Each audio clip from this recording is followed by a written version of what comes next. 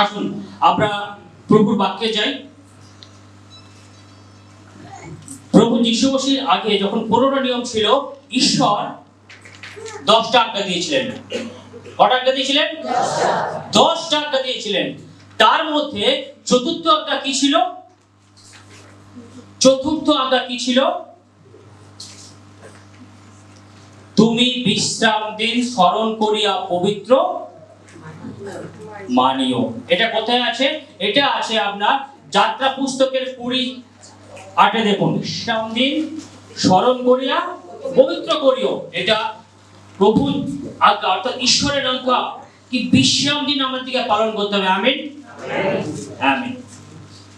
অর্থাৎ আমরা সপ্তাহে যদি 7 দিন থাকে, 6 দিন আমরা কাজ করব, অন্য কিছু করব, এবং সপ্তম দিবস অর্থাৎ প্রত্যেক রবিবার আমরা একত্রিত হব মণ্ডলীতে। আমিন হালেলুয়া।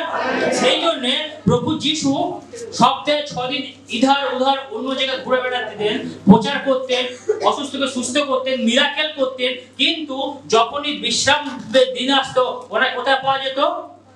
মন্দিরে পাওয়া যেত।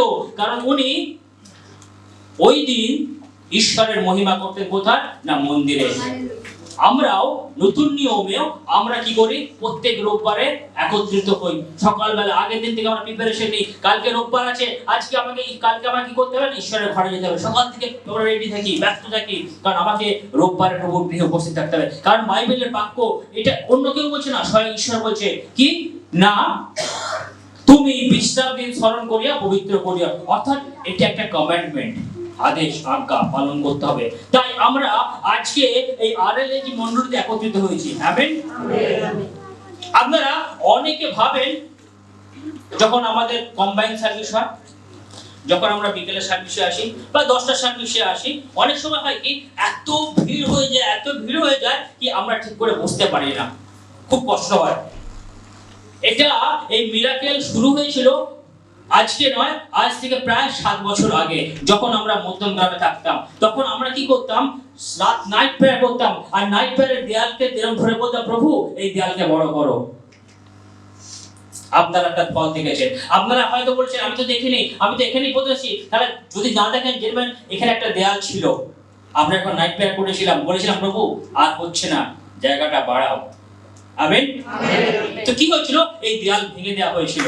এখন আপনারা জানেন, এখন যে অবস্থায় আছে এই জায়গাটা ছোট পড়ে যায়। কিছুদিন আগে আমরা নাইট প্রেয়ার করেছি, আমরা দেয়াল ধরে প্রার্থনা করেছি, অনেকে আবার নিচে পাহাড় ধরে প্রার্থনা করেছে, অনেকে বলেছে এই ছাদটা ভেঙে যায় যাতে দোতলা হতে পারে। কিন্তু আজকে আমি আপনাদের একটা খুব ভালো খবর দিতে চাই। জানেন কি সেটা? ঈশ্বর তার বাক্যকে পূরণ করেছে, তার প্রতিশ্রুতি দিয়েছে। কারণ আপনারা হয়তো অনেকেই জানেন, অনেকে দেখেছেন, অনেকে তো গ্রুপে দেখেছেন, কিন্তু আজকে আমি বলতে চাই ঈশ্বর 2022-এ আমার থেকে যে জমি দিয়েছেন সেটা প্রায় ভর্তি হয়ে গেছে। অর্থাৎ আমরা হয়তো এবছর একটা ভালো সুযোগ তৈরি করেছি। সেটা কি না, আমরা হয়তো প্রভুর জন্মদিনে একটা বড় গিফট আমাদের জন্য। সেটা কি না, প্রভু আমাদের যে জমিটা দিয়েছে সেটা ভর্তি হয়ে গেছে। আমেন। আমরা অনেকেই হয়তো ভাবিনি যে আমাদের জন্য প্রভু একটা জমি দেবে। আমি আপনাদের সাথে শেয়ার করতে চাই, যখন এই চার্চ শুরু হয়েছিল তখন মাত্র গুটি কয়েক লোক ছিল। তখন আমাদের একটা পরিকল্পনা ছিল যদি 10x12 ফুটের একটা ঘর, এটাই যথেষ্ট। তারপরে ভীষণ আরেকটু বাড়লো, 1 কাঠা থেকে 1.5 কাঠা জমির মধ্যে একটা চার্চের সামনে বাগান থাকে, সেটাই যথেষ্ট। তারপরে দেখলাম 2 কাঠা, তারপরে দেখলাম 4 কাঠা, আস্তে আস্তে আস্তে আস্তে বাড়লো। আজকে আমি আপনাদের এটা বলতে চাইছি, এমন একটা দিন আসবে যে ওই 15 কাঠা জমিও আপনাদের জন্য ছোট হয়ে যাবে। Hallelujah, hallelujah, hallelujah. আপনারা আজকে কতজন এক্সাইটেড আছেন? কতজন এক্সাইটেড আছেন? কেন এক্সাইটেড আছেন? কারণ এটা হচ্ছে নভেম্বর মাস। নভেম্বর মাসের আর কত তারিখ? 27 তারিখ, আর 3 দিন বাকি। তারপরে ডিসেম্বর। ডিসেম্বর মাস মানে এক্সাইটমেন্ট, ক্রিসমাস, বড়দিন, যিশুর জন্মদিন। Hallelujah, hallelujah. অর্থাৎ বিশ্বাসী ভাই বোনের জীবনে আনন্দের সময় এই ক্রিসমাস। 12 মাসের মধ্যে একটা মাস থাকে যেটা আমরা প্রায় 1 মাস ধরে পালন করি সেটা ক্রিসমাস। কারণ আর 3 দিন পরে যখন ডিসেম্বর আসে তখন আমরা এক্সাইটেড। কালারফুল শার্ট হয়তো অনেকে অর্ডার দিয়েছেন, অনেক হয়তো তাদের পছন্দের মতো কাপড় হয়তো সেলাই করতে দিয়েছেন, আর অনেকে প্রভুর জন্য বিভিন্ন রকম প্ল্যান করছেন, আজকে এই করবো, কালকে এই করবো, মুখ করবো, অনেক কিছু প্ল্যান। তাই আমরা এখন থেকে খুব এক্সাইটেড। কিন্তু আমি আজকে বলতে চাই যে ঈশ্বর আপনাকে 2022-এ অনেক আশীর্বাদ করেছেন। Hallelujah, hallelujah. যদি দেখেন এই 2022-এ এই মণ্ডলীতে অনেক নতুন আত্মা সংযোজিত হয়েছে। হালেলুয়া। তাই মণ্ডলীর যে পরিকল্পনা, আপনারা আরো নতুন নতুন আত্মাকে নিয়ে আসুন। আমিন। আপনি আজকে ভাবছেন জমি তো ভরাট হয়ে গেছে, কিছু একটা হবে। আজ আমি আপনাকে মণ্ডলীকে জিজ্ঞাসা করতে চাইছি, আপনি কি জানেন প্রভু যিশু এখন কোথায় আছেন, কি করছেন? জানেন? কি জানেন না? গুড, খুব ভালো কথা। যদি জন লিখিত সুসমাচারের 14 অধ্যায় 2 থেকে 3 পদ পড়েন, আমার পিতার বাটিতে অনেক বাসস্থান আছে, যদি না থাকিত তোমাদিগকে বলিতাম না, কেননা আমি তোমাদের জন্য স্থান প্রস্তুত করিতে যাইতেছি। আর আমি যখন যাই ও তোমাদের জন্য স্থান প্রস্তুত করি, তখন পুনর্বার আসিব এবং আমার নিকটে তোমাদিগকে লইয়া যাইব, যেন আমি যেখানে থাকি তোমরাও সেখানে থাকো। আমিন। তো প্রভু যিশু এখন কোথায় আছেন? পিতার কাছে আছেন। কি করছেন? ইয়েস। আজকে এই পৃথিবীতে আপনি হয়তো সবচেয়ে দুঃখী লোক। আজকে এই পৃথিবীতে হয়তো আপনার জীবনে একটা বড় বিপত্তি আছে, আজকে হয়তো আপনার জীবনে একটা অন্ধকার আছে, কষ্ট আছে, কিন্তু আজকে আমি আপনাকে বলতে চাইছি, আপনি যাকে বিশ্বাস করেন সে কিন্তু আপনার জন্য একটা স্থান তৈরি করতে গেছে। বলবেন আজকে আমি তো একটা ভাড়া বাড়িতে থাকি, আমি একটা সময় ভাড়া বাড়িতে ছিলাম, আমি জানি ভাড়া বাড়িতে কত কষ্ট হয়। যদি ফ্ল্যাটে থাকেন তাহলে ভালো বলতে পারবেন, এই লাইটটা বন্ধ করা হয়নি, ও মুখ করেনি, নোংরা করেছে, এই করেছে। আর যদি ভাড়া বাড়ি থাকেন, বাড়ির মালিক বলবে তোমরা এখানটা পরিষ্কার করো না কেন, এখানটা ভাঙলো কি করে, চড়লো কি করে, অনেক প্রবলেম জানি।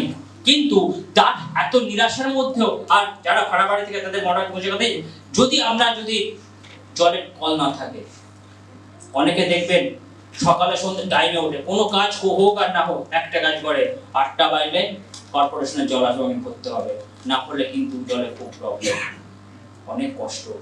কিন্তু আমি আজকে আপনাদের একটা ভালো খবর দিতে চাই, প্রভু যিশু যেখানে গেছেন আমাদের জন্য বাসস্থান তৈরি করতে, সেখানে না তো আমাদের সকালে উঠতে হবে, জল ভরতে হবে, না তো আমাদের আমার পাড়ায় প্রতিবেশী বলবে তুমি এইটা কেন করোনি, লাইটটা কেন সামনে জ্বলছিল, তোমার ঘর কি করে নোংরা হলো, তোমাকে রংটা করে দেবে, তোমাকে মেইনটেনেন্সের কাজ করে দেবে, আমরা কেউ বলবে না। কারণ তিনি আমাদের জীবনে ক্ষণস্থায়ী ঘর নয়, অনন্ত জীবনের ঘর তৈরি করছেন, যেখানে না কষ্ট, না রোগ, না বিমারি থাকবে। তিনি আমাদের জন্য এমন একটা জায়গা তৈরি করছেন যেখানে শুধু আমরা প্রভুর উপস্থিতিতে তার মহিমা করব, স্তুতি করব, আরাধনা করব।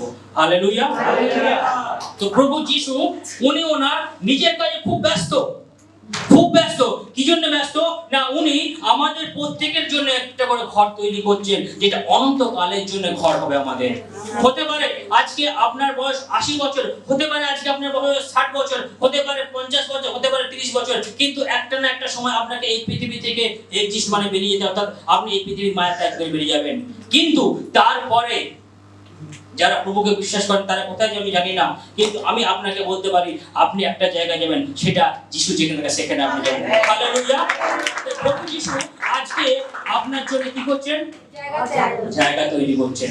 আমিন, আমিন। আপনারা কি তৈরি আছেন? মণ্ডলী কি তৈরি আছে প্রভু যিশুর জন্য একটা ঘর তৈরি করতে?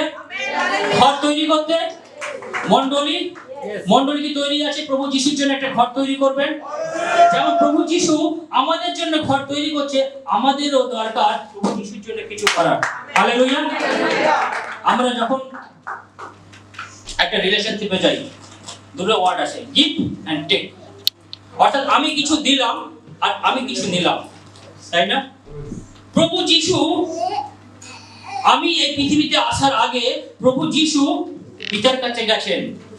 আমার বয়স যখন 33 হয়েছে, আমার বয়স যখন 60 হয়েছে, আমার বয়স যখন 80 হয়েছে, তখন এই বাক্য আমি শুনছি যে যোহানের 14 অধ্যায়ের 2 পদে প্রভু যিশু বলছে তিনি গেছেন আমার জন্য ঘর করতে। কিন্তু আজ থেকে 2000 সাল অনেক আগে, 2000 সাল আগে চলে যান, প্রভু যিশু রেডি করছেন আমার জন্য ঘর, আপনার জন্য ঘর, সকলের জন্য। তাই আজকে মণ্ডলী কি প্রভু যিশুর জন্য ঘর তৈরি করতে চাইছে? তো আসুন আমরা প্রভু যিশুর জন্য ঘর তৈরি করি। হালেলুয়া। যদিও বাক্য বলে আমাদের ঈশ্বর কোন মানুষের তৈরি হাতে থাকে না, কিন্তু আজকে আমি বলতে চাই যে প্রভু যিশু হয়তো আপনাদের মধ্যে থাকে না, আপনাদের হৃদয়ে থাকে। কিন্তু আজকে কি বলেছিলাম, চতুর্থ আজ্ঞা কি ছিল? বিশ্বম্বর। আমি যদি বলি আজকে রোববার, চলো ভাই দিব্যেন্দু কুণ্ডুর বাড়িতে চলো, ওনার বাড়িতে আমাদের পুরো মণ্ডলী একত্রিত হয়ে আরাধনা করবে, ইট ইজ পসিবল? পসিবল না? কেন? দিব্যেন্দু ভাইয়ের ঘর কি ছোট না হৃদয় ছোট? দিব্যেন্দু ভাইকে বলুন একবার বুক চিড়ে দেখিয়ে আমার হৃদয় কত বড়, আমি বলতে পারি। কিন্তু বাস্তব যদি দেখি, মণ্ডলীকে একত্রিত হওয়ার জন্য একটা জায়গা দরকার। আমেন। আমি প্রত্যেক দিন মানে প্রত্যেক বছর আমি ঘর চেঞ্জ করতে পারি না। আপনারা জানেন এই মণ্ডলীর একটা ইতিহাস আছে। ইতিহাসটা কি? এই মণ্ডলী যেখানে যায় কিছু কাল থাকে, তারপর অন্য জায়গায় চলে যায়। আমার একটাই চিন্তা হয় যে মণ্ডলী তো 15 কাঠা জমি কিনেছে, কিন্তু এর শেষ কোথায়? 15 কাঠাই কি আমাদের অন্তিম, না 15 কাঠার পরে বাড়ি বাকি পাশে আশপাশে তার দিকে আমরা কিনে নেব? হালেলুয়া। মণ্ডলী বাড়ছে, অর্থাৎ আমাদের প্রভুর গৃহও সেইভাবে তৈরি করতে হবে যেন আমরা কি করতে পারি? প্রভুর গৃহকে বাড়াতে পারি। ফ্লেক্সিবল। এটা দেখুন, এটা ঠিকলে কিন্তু সরবে না, কিন্তু প্রভু আজকে বলছে আমার গৃহ এমন ঘর যেটা ফ্লেক্সিবল। অর্থাৎ ট্রেনে হয়তো অনেকে যান, অনেক হয়তো বাসে যান, দেখছেন ট্রেনে অনেক ভিড় আছে, যদি বলেন দাদা একটু সরে দাঁড়ান তো, সরে গেল, আপনি দেখলেন একটু নড়ে চড়ে কিছু একটা হলো, কিন্তু জায়গার কোনো পরিবর্তন, সেই যে নড়ে চড়ে গেল তার মধ্যে একটা ঢুকে গেল। আজকে প্রভু চাইছে এই মণ্ডলীতে এত আত্মা আসুক, এত আত্মা আসুক যে আপনারা ফ্লেক্সিবল হতে পারেন, অন্যকে সুযোগ দেওয়ার। আসুন ভাই, আপনি আসুন, আমার প্রভুর সামনে আসুন। দেখুন আমি যেটা পেয়েছি সেটা আপনি উপভোগ করুন। আমিন। ঈশ্বর আজকে আমাদের একটা সুযোগ দিয়েছেন যাতে আমরা ঈশ্বরের ঘর করতে পারি। এই সুযোগ কেউ পায়নি। রাজা দাউদ, যিনি ঈশ্বরের একমাত্র হৃদয়ের কাছের লোক, বাইবেল বলে যদি ঈশ্বর কাউকে বেশি ভালোবাসে সেটা হচ্ছে রাজা দাউদকে। তিনি চেষ্টা করেছিলেন যে ঈশ্বরের জন্য একটা ঘর করবেন, কিন্তু তিনি পারেননি। সেই সুযোগ কে পেয়েছিল? তার পুত্র সলোমন, তাই না? আজকে আপনি আপনাকে বিচার করে দেখুন যে আপনি কতটা সৌভাগ্যবান যে আপনি নিজের ঘর নয়, প্রতিবেশীর ঘর নয়, আজকে আপনি আপনার প্রিয় ঈশ্বরের ঘরকে বানানোর জন্য মনোনীত হয়েছে। ঈশ্বর আপনাকে ওই অন্ধকার থেকে ডেকে এনেছে আলোতে আর বলেছে তুই আমার ঘরে অনুগ্রহ দান করবি যাতে আমার ঘর তৈরি হতে পারে। অর্থাৎ এখানে যদি কোনো চার্চ তৈরি হয়, সেই চার্চে আপনার একটা ভাগ থাকে, আপনি এই চার্চের এই জিনিসটা দান করে নেন। আমেন। তো আপনি নিজেকে এত হতাশা, নিরাশা, দুঃখ, কষ্টের মধ্যে ভাববেন না যে আমার জীবন শেষ, কিছু নেই। কিন্তু আপনার জীবনে একটা বড় প্রাপ্য আছে, যেটা আপনি আপনার প্রিয় ঈশ্বরের গৃহকে তৈরি করতে যাচ্ছেন। আমেন। আপনি ভাববেন না কি আমার জীবন তো শেষ, আমার জীবনে রোগ আছে, দুঃখ আছে, কষ্ট আছে, আমার কি হবে? হয়তো আছে, হয়তো আছে, কিন্তু আমি আজকে আপনাদের বলতে চাইছি এই নিরাশার মধ্যে আপনার জীবনে অনেক বড় প্রাপ্য, যেটা রাজা দাউদ পারেনি সেটা আপনি করতে যাচ্ছেন। সেটা হলো ঈশ্বরের গৃহ। আপনি আপনার গৃহ তৈরি করবেন। বড় মোজাইক পাথরে আপনার গৃহের নাম লেখা থাকবে অমুক এন্ড অমুক, অমুক ভিলা, তুমুক ভিলা, কিন্তু ও একটা লংজিভিটি থাকে, সেটা 50 বছর 60 বছরের মেইনটেনেন্স দরকার হয়। আপনি যখন ঈশ্বরের ঘরে গৃহে যখন একটা ইট দেবেন, যখন ঘরটি তৈরি হবে 10টা ইট নিয়ে, কেউ একজন আপনার মতো আসবে অনেক দুঃখ অনেক কষ্ট নিয়ে, আর চোখের জল ফেলবে, আর আপনার প্রিয় যিশু তার চোখের জল মুছে দেবে। সে যখন আনন্দ পাবে তখন ঈশ্বর আপনাকেও আনন্দিত করবে, কারণ আপনি তার জীবনে ওই চোখের জল মুছার সুযোগটা করেছেন, কারণ আপনি যে ইটটা দান করেছিলেন ঈশ্বরের গৃহের জন্য, তার জন্য কেউ উদ্ধার পেয়েছে। আর শুধু এখানে নয়, স্বর্গে তখন অনেক আনন্দ হবে। হালেলুয়া, হালেলুয়া, হালেলুয়া। আজ আমি আপনাদের বলতে চাই, হয়তো আপনারা বলছেন আমি ঠিক মতো খেতে পাই না, আমারই সংসার চলে না, আমাকে আজকে মোটা অঙ্কের টাকা ধার নিতে হয়, ওটা আবার সুদে, মাল্টিপল সুদ, ইন্টারেস্ট দিতে হয়, আমি কি করে ঈশ্বরের দিয়ে দান করব? আমার পক্ষে সম্ভব না কি ঈশ্বরের দিয়ে একটা ইট দান করার, কারণ আমি যে টাকা ইনকাম করি সেটা আমার রোগের মেডিসিনে চলে যায়। আজকে আমি যে টাকা ইনকাম করে আনি সে টাকা আমার ঘর মেইনটেনেন্স ভাড়াতে চলে যায়। আজ আমি আপনাদেরকে একটা কথা বলি, যদি আপনারা মালাকি পুস্তক পড়েন, মালাকি 3:10 পর যদি পড়েন, তো তোমরা সমস্ত দশমাংশ ভান্ডারে আনো যেন আমার গৃহে খাদ্য থাকে, আর তোমরা ইহাতে আমার পরীক্ষা করো, ইহাতে বাহিনীগণের সতর্ক করেন, আমি আকাশে দ্বার সকল মুক্ত করিয়া তোমাদের প্রতি অপরিমেয় আশীর্বাদ বর্ষণ করি কিনা। অর্থাৎ ঈশ্বর এখানে আপনাকে ডাইরেক্ট বলছেন যে আমরা ঈশ্বরকে ঠকাই। কেমন ভাবে? আপনি আজকে বলছেন যে আপনি আপনার বাড়ির জন্য হয়তো মাসে 5,000 টাকা ইনকাম করেন, আপনার খরচ দেখা যায় 10,000 টাকা, অর্থাৎ 5,000 টাকা আপনাকে বাইরে থেকে ম্যানেজ করতে হয়। আজকে আমি এখান থেকে আপনারা বলতে চাই, আপনারা যদি ওই 5,000 টাকায় বিশ্বাসপূর্ণ থাকেন, তো ঈশ্বর আপনাকে ওই 5,000 টাকা ধার করতে দেবেন না। আমেন। উনি উপায় করবেন, কারণ আপনার ঈশ্বর বিশ্বস্ত ঈশ্বর। উনি ওনার বাক্য কখনো নড়চড় দেয় না, না তো বাঁ দিকে না তো ডান দিকে। আমেন। উনি যদি আপনাকে বলে সাহায্য করবেন তো সাহায্য করবেন। উনি এখানে ক্লিয়ারলি বলছেন, 10 পদ কি বলছে? তোমার সমস্ত দশমাংশ ভান্ডারে আনো যেন গৃহে খাদ্য থাকে। অর্থাৎ আপনি আপনার বিশ্বাসে যখন ওই 5,000 টাকার জন্য দেখাবেন, তখন ঈশ্বর আপনার সমস্ত ভার গ্রহণ করবেন।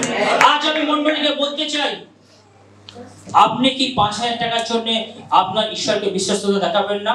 না, প্রত্যেক মাসে আপনি 5,000 করে অন্যজন থেকে ধার নেবেন আর ঋণের দায়ে জর্জরিত হবেন। আজকে আপনার কাছে একটা অনেক বড় সুযোগ, ঈশ্বরকে তার প্রাপ্য দিন, কারণ আপনার ঈশ্বর আপনার জীবনের প্রথমটা চায়, ও অন্তিম চায় না, মাঝেরটাও চায় না, প্রথমটা চায়। কারণ ঈশ্বর বাক্য বলে ঈশ্বর আপনাকে তার নিজের স্বরূপে আদম বাটিকায় তৈরি করেছিল, আর আপনার নিজের আত্মাকে আপনাকে দিয়েছিল, তাই না? আপনি মায়ের গর্ভে এসেছেন, তার আগে ঈশ্বর জানে যে আপনার ডেস্টিনি কি। আপনি জানতেন না আরএলএজি চার্চে আপনি একদিন বসে ঈশ্বরের আরাধনা করবেন, কিন্তু ঈশ্বর কিন্তু জানতেন যে ও একদিন, আজকে হয়তো খুব একটা কঠিন পরিস্থিতি রয়েছে, কিন্তু ঈশ্বর জানতেন ও একদিন এই চার্চে আসবে, এই আরএলএজি মণ্ডলীতে বসবে আর ঈশ্বরের স্তুতি প্রশংসা করবে। হালেলুয়া।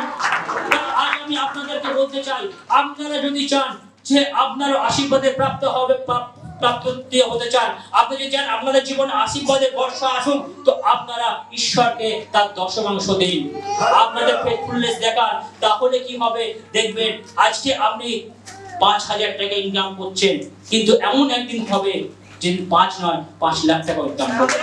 হালেলুয়া।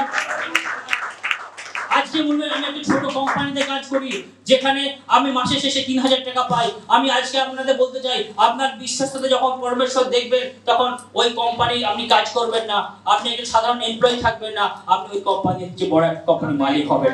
হালেলুয়া। আসুন আমরা আমাদের বিশ্বাসতা পরমেশ্বরকে দেখাই, আর তিনি তার অলৌকিক মিরাকেল আমাদের জীবনে হোক। আমেন। আমি আপনাদের আরো বলতে চাই, আমরা ঈশ্বরের গৃহ তৈরি করব। আমরা জানি না, কিন্তু ঈশ্বর জানেন। ঈশ্বর জানেন যে আমরা ঈশ্বরের গৃহ তৈরি করব। আমরা অনেক এই পৃথিবীতে অনেক কিছু তৈরি করেছি, বড় বড় স্বপ্ন নিয়েছি, এইটা করবো, এইভাবে চলবে, এইভাবে সমস্ত কিছু, কিন্তু আমাদের প্রত্যেকটা পরিকল্পনা সবসময় সাকসেসফুল হয়নি। আমি ভেবেছিলাম যে আমার একটা সুন্দর অট্টালিকা হবে, সুন্দর সামনে গার্ডেন হবে, আমার পরিবার সুখে থাকবে, আনন্দ থাকবে, কোনো প্রবলেম থাকবে না, কিন্তু বাস্তবে হয়নি। কেন হয়নি? কারণ আমরা যা চিন্তা ভাবনা করি সেটা ক্ষণস্থায়ী। কারণ আমাদের বিচার বুদ্ধি লিমিটেড। অনেক জায়গায় দেখবেন লিমিটেড কোম্পানি, আমাদের বিচার বুদ্ধি লিমিটেড, কিন্তু যিনি আমাদের তৈরি করেছেন তিনি আনলিমিটেড। আমেন। তাই আসুন আমরা ওই আনলিমিটেড পরমেশ্বর, যিনি এই সংসারকে রচনা করেছে, তার জন্য যদি আমরা ঘর তৈরি করতে পারি, তিনি আমাদেরকে কি সাহায্য করবেন। আসুন আমরা দেখব 2 শামুয়েল 7:13। আর আমার নামের নিমিত্ত সে এক গৃহ নির্মাণ করিবে এবং আমি তাহার রাজ সিংহাসন চিরস্থায়ী করিব। Amen, amen. অর্থাৎ পরমেশ্বর আপনাকে আরো একটা প্রতিশ্রুতি দিচ্ছেন। কি দিচ্ছেন? আমার নামের নিমিত্ত সে এক গৃহ নির্মাণ করবেন। অর্থাৎ আপনি যদি এই মণ্ডলে ঈশ্বরের গৃহ নির্মাণ করতে আপনি যদি হাত বাড়িয়ে দেন, আজকে ঈশ্বর আপনাকে একটা প্রতিশ্রুতি দিচ্ছেন। কি প্রতিশ্রুতি? তাহার সিংহাসন চিরস্থায়ী করব। অর্থাৎ আপনার বংশ, শুধু আপনি পিতা যিশুর কাছে যাবেন না, আপনার বংশের প্রত্যেকজন একটা স্থান পাবে। কার কাছে? না, প্রভু যিশু। চিরস্থায়ী হবে। আপনার সাথে যে এই যে বন্ধন, যে চুক্তি, এটা চিরস্থায়ী হবে। কারণ প্রভু যিশু আজকে কি বলছেন? আপনাকে একটা চুক্তি করছে। কি করছে? আমার নামের নিমিত্ত সে একটা গৃহ তৈরি। অর্থাৎ এটা দাউদ নয়, সলোমনকে বলা হচ্ছে। কি সলোমন কি করবে? আমার নামে, অর্থাৎ ঈশ্বরের নামের নিমিত্ত একটা ঘর তৈরি করবে। আর কেবল তার এবং আমি তাহার সিংহাসন চিরস্থায়ী করব। অর্থাৎ রাজা সলোমনের সিংহাসন চিরস্থায়ী হবে। কারণ আমরা জানি দাউদের বংশ থেকে কে এসেছিলেন? প্রভু যিশু এসেছিলেন। আমেন। অর্থাৎ দাউদের সিংহাসন চিরস্থায়ী ছিল। আজকে ঈশ্বর বলছেন, তুমি যদি আমার জন্য ঘর তৈরি করো, আমি তোমার বংশকে চিরস্থায়ী করব। আমেন। Hallelujah, hallelujah. ঈশ্বর কি আপনার সাথে কথা বলছেন? ঈশ্বর কি আপনার সাথে কথা বলছেন? আপনার হৃদয়ে কোনো বোঝ দিচ্ছেন? আপনি কি চাইছেন যে ঈশ্বরের জন্য আপনিও কিছু করুন, আপনি একটু এগিয়ে বাড়ান? আপনার ওই গন্ডি, যে গন্ডি আপনি টেনে নিয়েছেন, যে আমার জীবনে এত কষ্ট, এত খরচা, আমি পারবো না এগোতে, আর ঈশ্বর বলছেন আপনি তো ওই গন্ডি থেকে বেরিয়ে এসো। যদি আপনি মনে করেন ঈশ্বর যদি আপনার সাথে কথা বলেন, শুনুন, ঈশ্বর আপনার হৃদয়ে হয়তো কথা বলছেন, ঈশ্বর কিছু বলছেন, আপনার হৃদয়ে বোঝা দিচ্ছেন যে তুমি আমার জন্য কিছু করো। যদি আপনি চান, দেখুন, ঈশ্বর আপনার জন্য একটা ভালো গিফট রেখেছেন, যে গিফট পয়সা দিয়ে কিনতে পারবো না। যে আশিস, আপনার কাছে আজকে হয়তো অনেক পয়সা আছে, তাই না? আপনার কাছে অনেক পয়সা আছে। কার কাছে পয়সা আছে অনেক? কারো কাছে পয়সা নেই? পিউসের কাছে পয়সা আছে। আপনার কাছে পয়সা থাকতে পারে, আপনি পয়সা দিয়ে বাড়ি কিনতে পারেন, গাড়ি কিনতে পারেন, সমাজে অনেক প্রতিপত্তি লাভ করতে পারেন, কিন্তু পয়সা দিয়ে কয়েকটা জিনিস কিনতে পারবেন না। নাম্বার 1, পয়সা দিয়ে আপনি আপনার সালভেশন, উদ্ধার কিনতে পারবেন না। আমেন। পয়সা দিয়ে আপনার ঘরে শান্তি কিনতে পারবেন না। আমেন। পয়সা দিয়ে আপনি আপনার পরিবারকে সুন্দরভাবে মেনটেন করতে পারবেন না। হতে পারে আপনি 5 লাখ টাকা ইনকাম করেন, তাতেও দেখবেন কোথাও না কোথাও একটা অভাব থেকে গেছে। কিন্তু আপনি যদি প্রভু যিশুকে থাকেন, প্রভু যিশুর সাথে যদি চলেন, তখন দেখবেন 5 লাখ কেন, 5,000 সাফিসিয়েন্ট হচ্ছে। আপনি বন্ধুকে হেল্প করছেন, ভাই আমার কাছে আছে, তুই এটা নে। কিন্তু যদি আপনার কাছে যিশু না থাকে, তখন দেখবেন ওই 5 লাখ টাকা তো আপনি মাসে 2য় সপ্তাহ চলেনি, অন্য থেকে উদ্ধার নিচ্ছেন, ধার নিচ্ছেন, আমাকে ধার দে, আমার ঘর চালাতে হবে। তাই আজকে আমি আপনাদের বলতে চাইছি, প্রভু যিশুর জন্য এগিয়ে আসুন। প্রভু যিশুর এই মহান কাজে আপনাদেরকে নিযুক্ত করুন।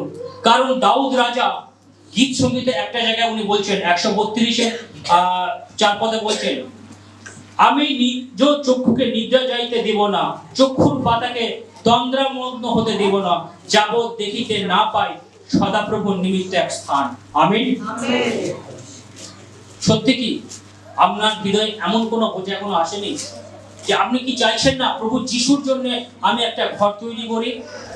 কারণ প্রভু যিশু, আজকে আপনি চিন্তা করে দেখুন, যখন আপনি জগতে ছিলেন, যখন আপনি প্রভু যিশুকে জানতেন না, যখন আপনি জগতের তালে তাল মেলাতেন, তখন আপনার জীবন কি ছিল? আজকে যখন আপনি প্রভুকে জেনেছেন, যখন আপনি প্রকৃত জ্যোতিকে জেনেছেন, যখন প্রকৃত আনন্দ আপনার জীবনে এসেছে, যখন আপনার জীবনে উদ্ধার এসেছে, তখন আপনি কেমন আছেন? এই পৃথিবীতে এমন কোন ব্যক্তি নেই, এমন কোন মা বাপ নেই, এমন কোন বন্ধু নেই যে আপনার জন্য, আপনার পাপের জন্য, আপনার কষ্টের জন্য, আপনার দুঃখের জন্য নিজের প্রাণকে দিয়েছেন। কিন্তু এক ব্যক্তি দিয়েছেন, তিনি প্রভু যিশু। তো কি আপনার হৃদয়ে এখনো বোঝ আসছে না কি প্রভু যিশুর জন্য আপনি কিছু একটা করুন, যাতে প্রভু যিশু নাম আপনার জীবনে মহিমান্বিত হোক, গৌরবান্বিত হোক। এই পৃথিবীতে অনেকে অনেক কিছু করে, কিন্তু এটা আমাদের কাছে খুব একটা বড় সুযোগ কি আমরা প্রভু যিশুর জন্য কিছু করতে পেরেছি। আমাদের জীবন তখনই সার্থক হবে যখন আমরা আমাদের সৃষ্টিকর্তা ঈশ্বরকে নামকে উঁচু করতে পারবো। আমিন। হালেলুয়া, হালেলুয়া। আসুন আমরা প্রভু যিশুর জন্য কিছু করি। যদি সত্যি আপনাদের হৃদয়ে মনে হয় যে প্রভু যিশু আমাদের জন্য অনেক বড় ত্যাগ করেছেন, তাহলে আপনারা মণ্ডলী যারা বয়স্ক আছেন তাদের সাথে যোগাযোগ করুন। আপনি কিভাবে ঈশ্বরের ঘরকে তৈরি করার জন্য আর্থিক, শারীরিক বা আরো যত রকম সম্ভব হয় সাহায্য করতেন, তার সাথে আলাপ আলোচনা করুন। ঈশ্বর আপনাদের সকলকে আশীর্বাদ করতে চান। কারণ এই সুযোগ বারবার আসে না, এই সুযোগ একবারই আসে। এই সুযোগ সকলে পায় না, এই সুযোগ গুটি কয়েক লোক পায়, তার মধ্যে আপনারা কয়েকজন। চিন্তা করে দেখুন, পৃথিবীতে কত মণ্ডলী আছে, কত চার্চ আছে, কত বিশ্বাসী ভাই বোন আছে। যদি আপনি স্ট্যাটিস্টিক্স দেখেন, পৃথিবীতে যত লোক সংখ্যা তার 75% হচ্ছে খ্রিস্টান। সেই 75% খ্রিস্টানের মধ্যে 70% হচ্ছে যারা প্রকৃত বিশ্বাসী, তারা আপনার প্রতিদিন বাইবেল পড়েন। তারও যদি ভাগ করে আরো কম, আর তার মধ্যে থেকে আরো কম হচ্ছে যারা ঈশ্বরের গৃহের জন্য মনোনীত হয়েছেন, তার মধ্যে আপনিও একজন আছেন। হালেলুয়া, হালেলুয়া। আজ থেকে আপনি আপনাকে আর বসবেন না, আপনি আপনাকে বলবে না যে আমার জীবনে কিছু হবে না, কারণ আপনি এত বড় ভাগ্যবান, আপনি আপনার সৃষ্টিকর্তার জন্য গৃহ নির্মাণের জন্য এগিয়ে আসছেন। হালেলুয়া, হালেলুয়া। আজ থেকে আপনি বলুন নিজেকে, আমি ব্লেসড, আমি আশীর্বাদ প্রাপ্ত, আমি আশীর্বাদ প্রাপ্ত, কারণ ঈশ্বর আপনাকে ওই সুযোগ দিয়েছেন যেটা সবাইকে উনি দেননি। আমিন। আপনারা অনেক পরিশ্রম করেন, আমিও করি, কিন্তু আমাদের পরিশ্রম সব সময় সফল হয় না। কখনো ভেবে দেখেছেন কেন হয় না? এরকম লোক অনেকে দেখেছেন, অনেক চেষ্টা করেন, রাত্রে হয়তো 4 ঘন্টা ঘুমোতে যান, বাকি সময় কাজে ব্যস্ত থাকেন, কিন্তু তার জীবনেও দুঃখ থাকে। কেন থাকে? কখনো নিজেকে প্রশ্ন করেছেন যে আমরা যা কিছু করি তাতে আমরা আমাদের সফলতা কেন পাই না? কারণ একটাই, আমরা যদি গীত সংহিতা 127 বলি, যদি সদাপ্রভু গৃহ নির্মাণ না করেন তবে নির্মাতারা বৃথাই পরিশ্রম করে, যদি সদাপ্রভু নগর রক্ষা না করেন রক্ষক বৃথাই জাগরণ করে। অর্থাৎ ঈশ্বর যদি আপনার ঘর তৈরি না করেন তো আপনি বৃথাই পরিশ্রম করছেন। আমিন। দেখবেন রাত্রে অনেক জায়গায় না পাহারা দেয়, বিশেষ করে আমি জানি আমার বাড়ির ওখানে পাহারা দেয়, রোজ 11:30 থেকে তো হুইসেল পড়ে। কিন্তু ঈশ্বর যদি না চান তাহলে ওই এলাকা একটা বাড়ি সুরক্ষিত হবে না। কারণ বাইবেলে গীত সংহিতার 127 পদে প্রথম বলছে, যদি সদাপ্রভু গৃহ নির্মাণ না করেন তবে নির্মাতারা বৃথায় পরিশ্রম করে, যদি সদাপ্রভু নগর রক্ষা না করেন রক্ষক বৃথায় জাগরণ করেন। অর্থাৎ আমরা অনেক পরিশ্রম করছি কিন্তু কোনো ফল পাচ্ছি না, কারণ ঈশ্বর আমাদের সাথে নেই। বৃথায় তোমরা প্রত্যুষে ওঠো, অবিলম্বে শয়ন করো এবং পরিশ্রমের খাদ্য ভক্ষণ করো, তিনি আপন প্রিয়জনকে নিদ্রা যোগে এরূপ দেন। অর্থাৎ আমরা অনেক পরিশ্রম করি তাতেও খাবার খেতে পারি না। অনেকের অনেক টাকা আছে, সুগার আছে, হাইপার টেনশন আছে, হার্টের প্রবলেম, এর প্রবলেম, সব প্রবলেম। আর অনেকে দেখবেন কিছুই নেই, দিনমজুর, সে যখন খায় পেট ভরে খায়, আর যখন শয় তো পুরো নাক ডাকিয়ে শয়। এত নাক ডাকিয়ে এত সুন্দর শয়, তাকে যেখানে দেবেন সেখানেই শুয়ে পড়বে। হালেলুয়া। আমাদের দিব্যেন্দুদা ওরকম এই আশীর্বাদ করেছেন, কিছু করবে না বলে আমি জানি। দিব্যেন্দুদাকে যখন যেখানে বলবেন দিব্যেন্দুদা শুয়ে যান, বালিশও লাগবে না, সুন্দর নরম নরম বিছানাও লাগবে না, ওনাকে বলুন উনি শুয়ে যাবেন। এটা ঈশ্বরের আশীর্বাদ, এটা কারো পক্ষে সম্ভব না, এটা ঈশ্বর ওনাকে দিয়েছেন। আমেন। ঈশ্বর কি বলছে? দেখো সন্তানেরা সদাপ্রভুর দত্ত অধিকার, গর্বের ফল তাহার দত্ত পুরস্কার। যেমন বীরের হস্তে বাণ সকল, তেমনি যৌবনের সন্তানগণ।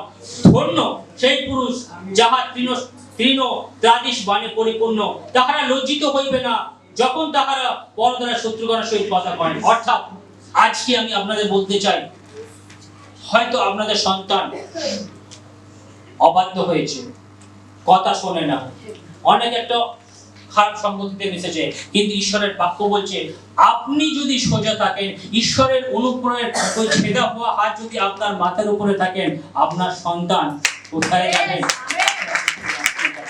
হালেলুয়া।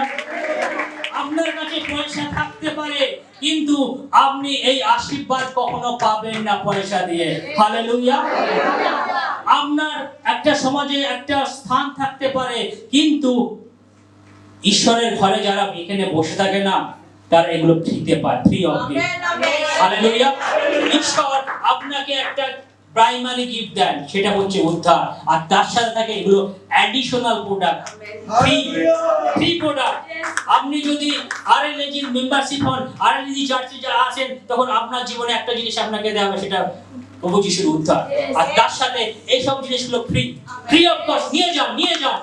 আপনি কাউন্ট করতে পারবেন না যে আমি মণ্ডলীতে কি কি পেয়েছি, এগুলো কিন্তু কোথাও বিক্রি হয় না।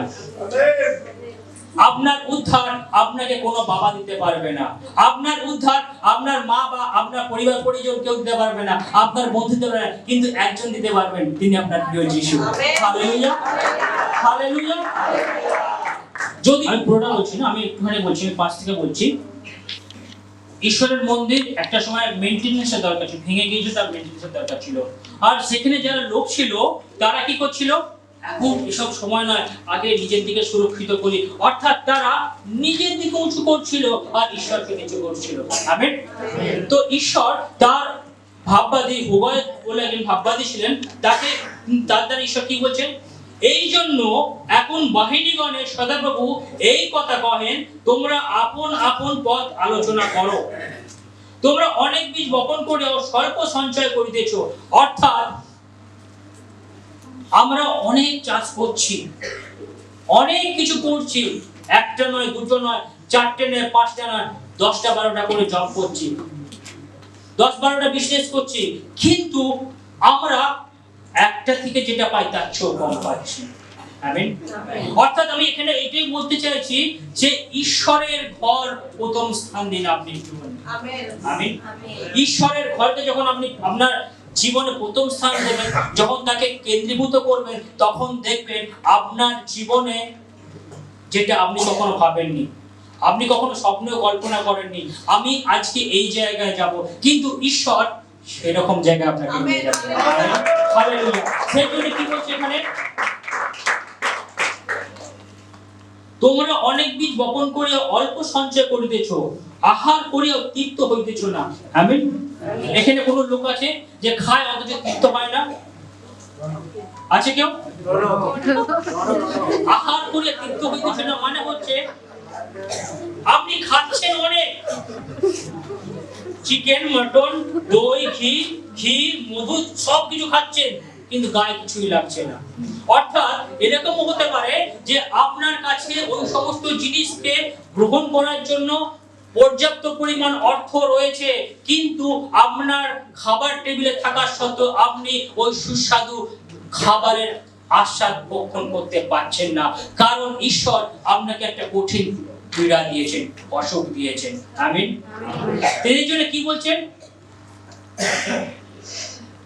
তোমরা আহার করিয়া তৃপ্ত হইবে না, অর্থাৎ আপনার কাছে যে খাবার আছে সে খাবার আপনার কাছে আসছে না।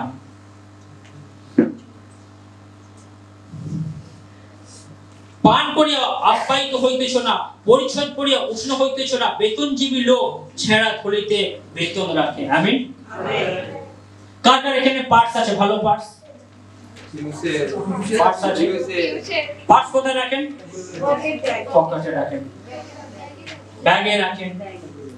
ভেবে নিন আপনার পার্সে আপনার যাদের বাচ্চা মানে ছোট ছোট নিজেরা ইনকাম করে না, মা বাবার থেকে ক্রিসমাস 2000 টাকা নিয়েছে, আর যারা ইনকাম করেন মাসের স্যালারি পেয়েছেন, আজই পেয়েছেন, আপনি পকেটে রেখেছেন, কিন্তু উনি জানেন না যে উনি যে পকেটে রেখেছেন, যে জায়গাটা রেখেছেন সেটা অসুরক্ষিত, অর্থাৎ ছেঁড়া। অর্থাৎ আপনি সারা বছর বসে অনেক অয়েলিং করলেন, মাকে অনেক ভালো করে খোশামত করলেন, বাবাকে করলেন, ভালো মেয়ের মতো হয়ে থাকলেন, ভালো ছেলের মতো হয়ে থাকলেন, সমস্ত কথা শুনলেন। বাবা ক্রিসমাস পয়সা দিয়েছেন, দেখলেন যে পকেটে গেছে, খেলতে গেলেন বা কোথাও গেলেন, হারিয়ে গেল। আপনি চাকরি থেকে স্যালারি পেয়েছেন, বস অনেক খুশি হয়ে দিয়েছেন, কিন্তু আপনাকে আপনার পারিশ্রমিক দেওয়া হলো, কিন্তু সেটাকে এন্ড পয়েন্ট কি হলো আপনি উপভোগ করতে পারলেন না। আমি ঈশ্বর এরকম করতে পারে, কারণ এই লোকেরা ঈশ্বরকে কি করছিল?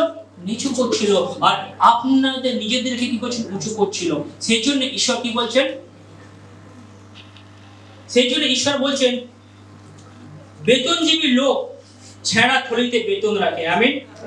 আপনি ভালো পোশাক পরেছেন, পোশাক পরে কোথাও যাচ্ছেন, কিন্তু কিন্তু রাস্তা যে জায়গাতে যাচ্ছিলেন একটু কাদা ছিল, আর পাশে যখন একটা গাড়ি গেল চেপে গেল। ব্যাপারটা বুঝতে পারছেন কি অবস্থা হবে? আপনি সুন্দর কাপড় পরলেন, নতুন মানে আজকেই দোকান থেকে কিনে আজকেই প্রথম পরলেন, কিন্তু কাপড়টা পরে যেখানে যাচ্ছিলেন সেখানে সেই অবস্থা রইল না। আমিন। কারণ ঈশ্বরকে যখন আপনি মহিমা দেবেন, যখন ঈশ্বরের গৌরব করবেন, যখন প্রশংসা করবেন, ঈশ্বর কি করবেন? আপনার জীবন থেকে সমস্ত বাধাকে সরিয়ে দেবেন। সমস্ত হয়তো আপনাকে কেউ হয়তো নিচে ফেলতে চাইছে, হয়তো অনেকে চাইছে আপনার উপরে হাইড্রোলিক প্রেসার দিয়ে চাপ দিচ্ছে যাতে আপনি নিচে নেবেন, কিন্তু ঈশ্বর আপনাকে হাইড্রোলিক প্রেসারের উপরে বসাবেন, তখন আপনি উপরে উঠতে থাকবেন আর সে ব্যক্তি নিচে নামতে থাকবেন। আমিন। হালেলুয়া, হালেলুয়া। আজ আমি আপনাদের বলতে চাই ঈশ্বরকে আপনারা হৃদয়ে স্থান দিন। আমিন।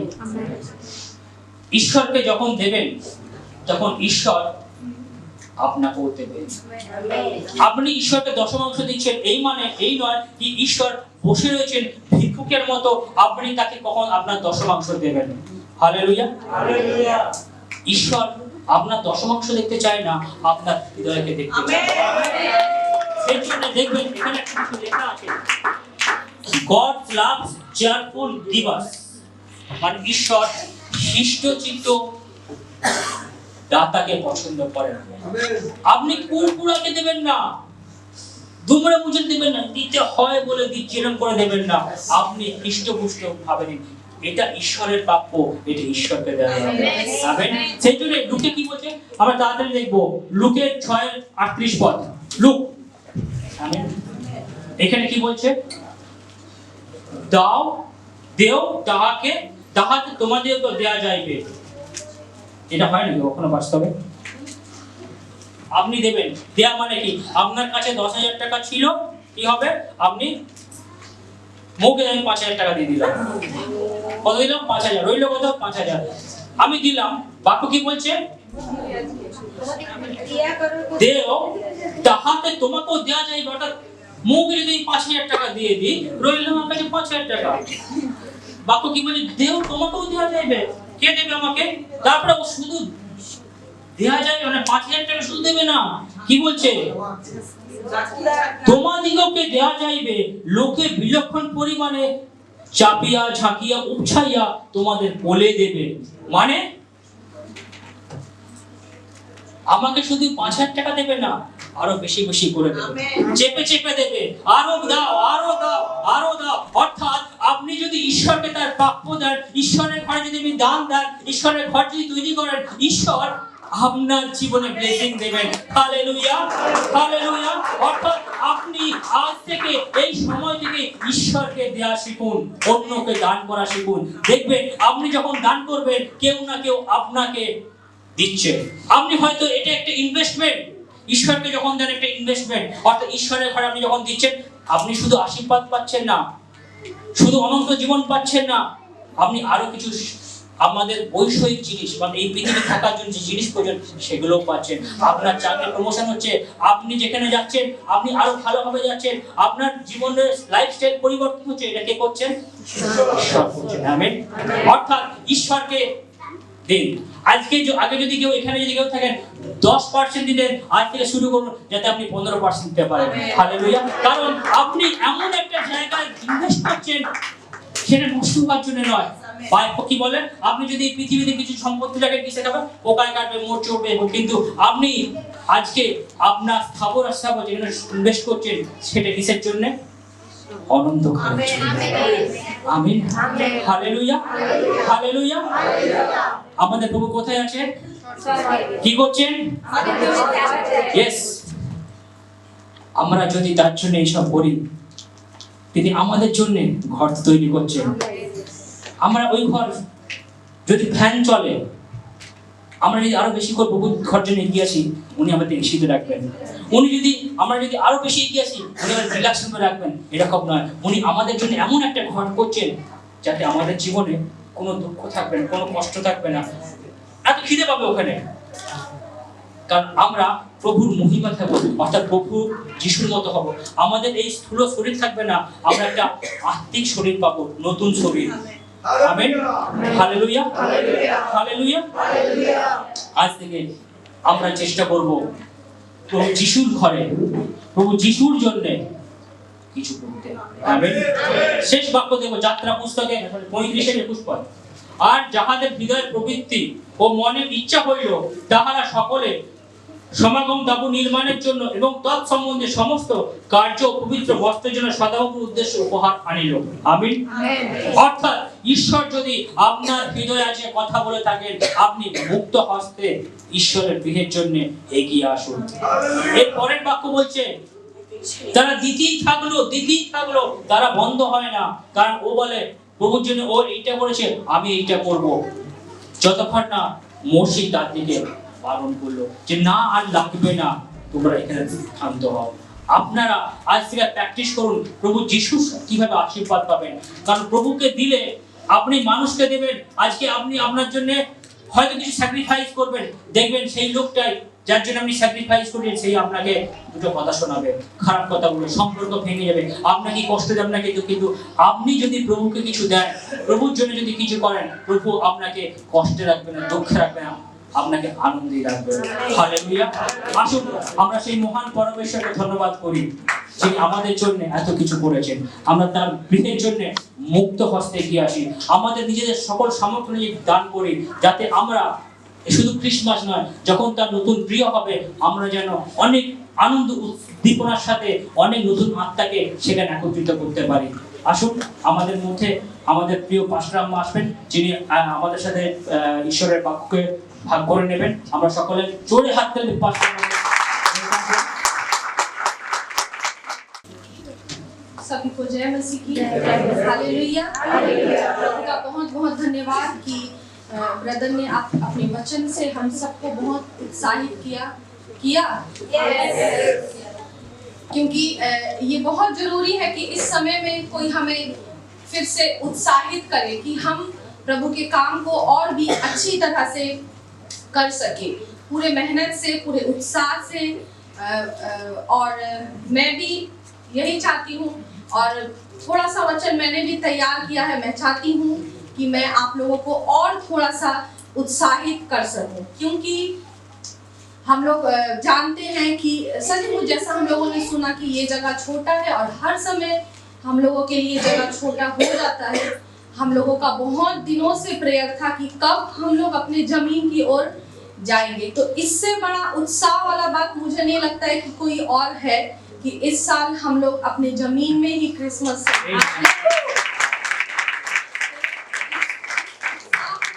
जो 28 दिन बाकी है, पूरे अपने अंदर इसी तरह उत्साह को जागृत रखना है, और इसी उत्साह के संग हमें प्रभु के वचन को हमें लोगों तक फैलाना है। क्योंकि अब तक हम लोग देख रहे थे कि सिर्फ युद्ध जा रहे थे और प्रभु के वचन को दे रहे थे और आप लोग प्रेयर कर रहे थे, लेकिन अब आप लोगों को भी मौका मिला है कि आप लोग भी प्रभु के वचन को, नंबर को, प्रभु की प्रार्थना को, कि सचमुच हम जब प्रभु के पास प्रार्थना करने के लिए आते हैं तो प्रभु के उन शब्दों में, प्रभु के उन हाथों में बहुत ही सामर्थ्य है। और हम जिस भी किसी से प्रार्थना लेते हैं प्रभु यीशु मसीह के नाम से, प्रभु उसके जीवन में अद्भुत काम करता है। और ये अद्भुत काम का जिम्मेदारी हमारे पूरे मंडली को मिला है कि आप सबको ये बात बता सकते हैं कि हमारा प्रभु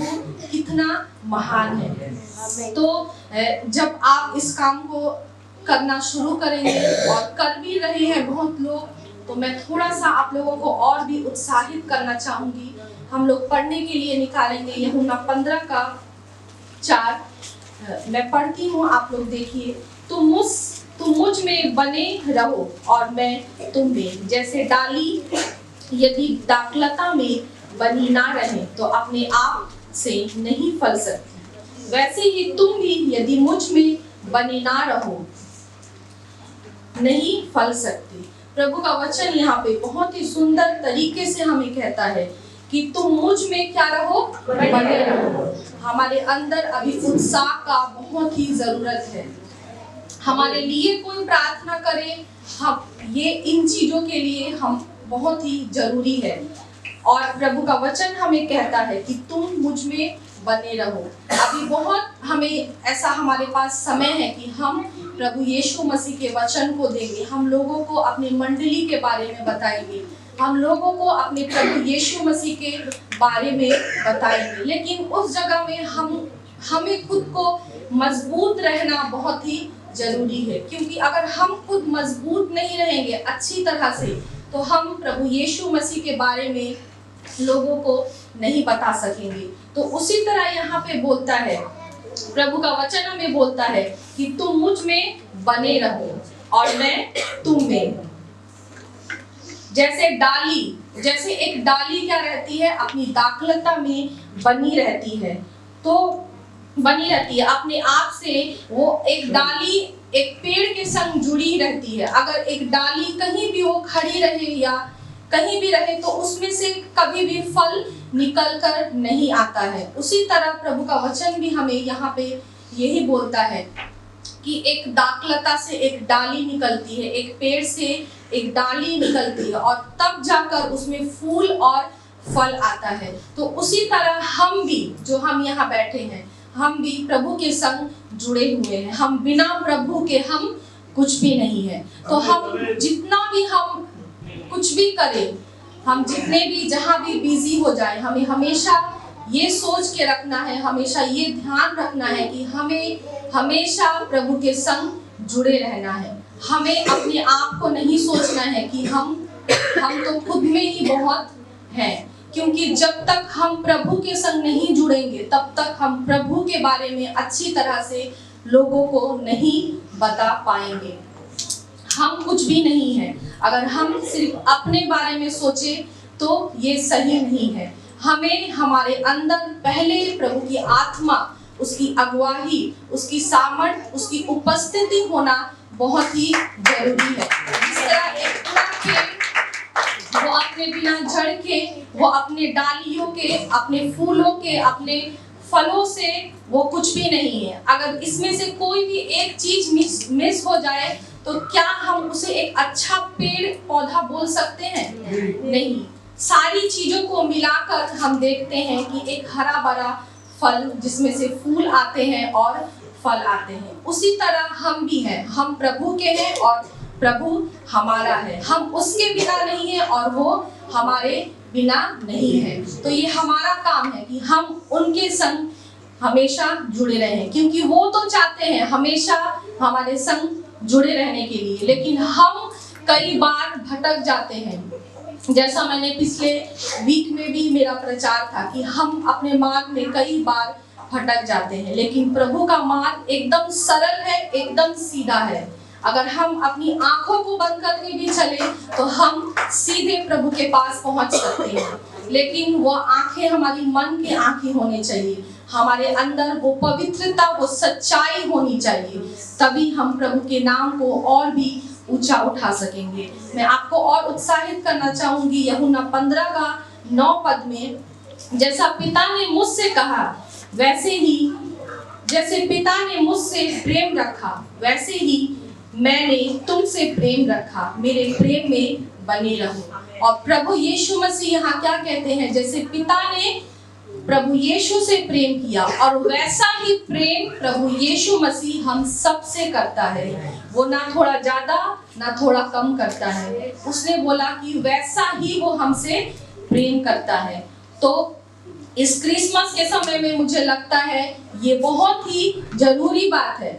इस क्रिसमस में नहीं बल्कि हर क्रिसमस में, जब तक हम इस पृथ्वी में हैं।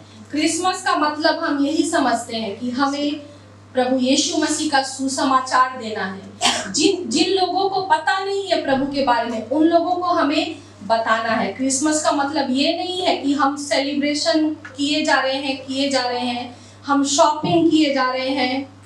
अच्छी बात है, जब हम खुशी होते हैं, उत्साहित होते हैं तो हम इन चीजों को करते हैं, लेकिन प्रभु हमसे बोलता है कि जिस तरह परमेश्वर ने उससे प्रेम किया वैसा ही वो हमसे भी प्रेम करता है। और हमारा ये काम है कि हम सेम उसी तरह से उसी प्यार को इस पूरे जगत में फैलाएं। हालेलुया। ना ही थोड़ा कम ना ही थोड़ा ज्यादा। और हमें सिर्फ अपने मंडली के बाहर नहीं बताना है कि प्रभु हमसे कितना प्यार करता है और वही प्यार हमें उन लोगों को दिखाना है। नहीं, पहले हर एक चीज अपने घर से शुरुआत होती है। पहले हम जो यहाँ बैठे हैं, हमें एक दूसरे के संग उस प्यार को दिखाना है, तभी हम बाहर अपने उस प्यार को, प्रभु के उस प्यार को हम दिखा पाएंगे कि सचमुच प्रभु यीशु मसीह ने हमसे कितना प्रेम किया, कि सचमुच उस पिता परमेश्वर ने हमसे कितना प्रेम किया, कि उस सिर्फ प्रेम के द्वारा, एक छोटा सा शब्द प्रेम, प्यार, लव, इसके द्वारा उसने अपने आप को हमारे लिए उस कलवरी क्रूस पर दिया। तो ये क्या छोटा सा चीज हम नहीं कर सकते? हम जरूर कर सकते हैं। हालेलुया। हम एक दूसरे से प्यार जरूर कर सकते हैं। हालेलुया। तो आइए हम इस क्रिसमस के समय हम अपने आसपास के लोगों के, अपने मंडली के लोगों के हम बहुत बार विरोध हो जाते हैं। कुछ छोटी छोटी चीजें हमें पसंद नहीं आती हैं। इन सारी चीजों को हम भूल जाए और हम एक दूसरे से सिर्फ प्यार करें, सिर्फ प्रेम करें, सिर्फ एक दूसरे को प्यार दें और प्यार ले। और मैं आगे पढ़ना चाहती हूँ यूहन्ना 15:14। जो आज्ञा मैं तुम्हें देता हूँ, यदि उसे मानो तो तुम मेरे मित्र हो। अब से मैं तुम्हें दास ना कहूंगा, क्योंकि दास नहीं जानता कि उसका स्वामी क्या करता है, परंतु मैंने तुम्हें मित्र कहा है, क्योंकि मैंने जो बातें अपने पिता से सुनी वे सब तुम्हें बता दी। तुमने मुझे नहीं चुना, परंतु मैंने तुम्हें चुना है और तुम्हें नियुक्त किया है कि तुम जाकर फल लाओ और तुम्हारा फल बना रहे, कि तुम मेरे नाम से जो कुछ पिता से मांगो वह तुम्हें दे। वचन हमें बोलता है यहाँ कि तुमने मुझे नहीं चुना, परंतु किसने चुना है? प्रभु ने हमें चुना है। हम लोग जब पहले शादी से पहले जब मैं बाइबल स्टडी करती थी तो हम लोग बहुत बार कंफ्यूज हो जाते थे और इस बात के लिए हमें बहुत बड़ा पनिशमेंट मिलता था कि किसने किसको चुना है। क्या प्रभु ने हमको चुना है कि हमने प्रभु को चुना है? किसने किसको चुना है? प्रभु ने हमें चुना है। लेकिन इस जगह हम लोग कंफ्यूज हो जाते थे। हम लोग सचमुच कई बार कंफ्यूज हो जाते हैं। हम लोग सोचते हैं कि हमने तो अपना जीवन प्रभु को दिया है ना। हम ऐसा सोचते हैं कि हमने अपना जीवन प्रभु को दिया, अपना जीवन पूरी तरह से प्रभु को दे दिया। और कई बार हम बोलते भी हैं कि हाँ प्रभु, मैंने अपना जीवन तुझे दिया, मेरा जीवन प्रभु तेरे लिए। लेकिन हम इस बात को शायद भूल जाते हैं कि प्रभु ने हमें अपने गर्भ, जब हम अपनी माँ के गर्भ में थे तब से प्रभु ने हमें क्या कर लिया? चुन लिया। हमारा तो एक समय आया था, तब जाके हमने प्रभु को अंगीकार किया, स्वीकार किया और चुना। लेकिन प्रभु ने हमें अपने माँ के गर्भ से ही हमें चुन लिया कि मेरा ये बच्चा मेरी ये सेवा करेगा और ये मेरा बच्चा मेरे राज्य में आएगा। तो हमेशा याद रखें, हम लोग बोलते हैं कि हम यहाँ बैठे हैं, ये प्रभु की इच्छा है। तो हम प्रभु को चुनकर यहाँ नहीं आए थे, प्रभु हमको कैसे चुन लिया। तो हमेशा हमें इस बात को याद रखना है। क्या आप लोग मेरे संग इस बात को बोल सकते हैं एक बार? यस। तुमने मुझे नहीं चुना, परंतु मैंने तुम्हें चुना। तुमने मुझे नहीं चुना, मैंने तुम्हें चुना। प्रभु यीशु मसीह भी हमसे यही बोलते हैं कि प्रभु यीशु मसीह को हमने नहीं चुना है, लेकिन उसने हमें चुना है अपनी महिमा के लिए, अपनी स्तुति के लिए, अपनी आराधना के लिए और सबसे बड़े इस काम के लिए कि हमें इस पूरे जगत में हमें उसकी ज्योति को चमकाना है। प्रभु ने हमें ये काम दिया है, ये जिम्मेदारी दी है और इसलिए उसने हमें चुना है कि हम इस पूरे जगत में जाकर प्रभु यीशु मसीह के नाम को और भी ऊंचा उठाए। तो क्या आप पूरी तरह से उत्साहित हैं? क्यों उत्साहित हैं? क्योंकि आपने नहीं प्रभु को तो इसलिए आप लोग हमेशा उत्साहित रहे, पूरा दिसंबर उत्साहित रहे, पूरी साल उत्साहित रहे, क्योंकि आपने प्रभु को नहीं चुना। किसने चुना है? आपको चुना है कि आप प्रभु के वचन को इस पूरे संसार में फैलाएं। और हमेशा इस बात को याद रखें कि आपने प्रभु को नहीं चुना, प्रभु ने आपको चुना है और कितनी खूबसूरती से चुना है और कितने अच्छे जगह में रखा है कि सचमुच हम इस मंडली के लिए, आप सबके लिए हम जितना भी धन्यवाद करें वो कम है। सचमुच हमारी मंडली, हमारे इस पूरे पश्चिम बंगाल में, हमारे कोलकाता में बहुत ही महान है। हालेलुया, अद्भुत है। यहाँ से बहुत सारा अद्भुत स्टोरी निकल कर जाता है और बहुत सारे पास्टर्स को, बहुत सारे जो प्रभु के दास हैं, उन सब के जीवन को और भी उत्साहित करता है। क्योंकि यहाँ पे जितने भी लोग बैठे हैं, आप सबको प्रभु ने चुना, आपने प्रभु को नहीं चुना। Hallelujah, hallelujah.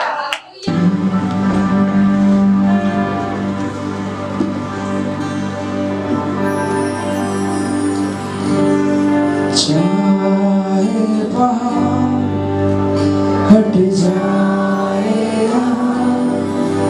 तेरा प्यार ना हटेगा कभी। चाहे पहाड़ हट जाए, तेरा प्यार ना हटेगा कभी।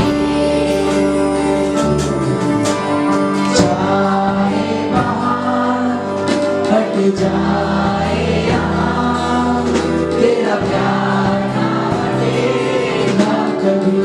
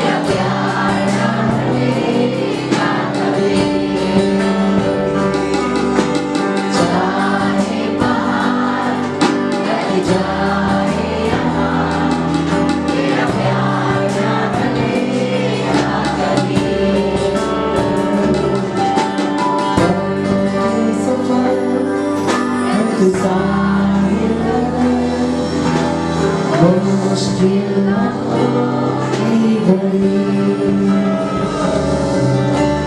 तेरे प्यार में अब ना कोई डर तू ही मेरा सच्चा के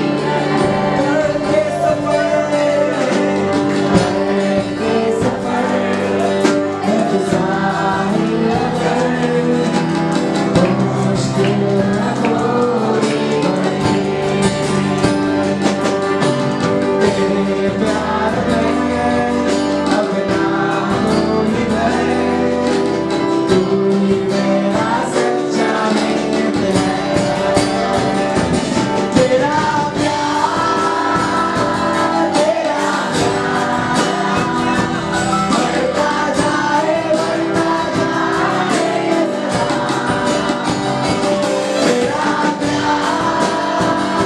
तेरा बढ़ता जाए सबके साथ बोले तेरा तेरा हम तो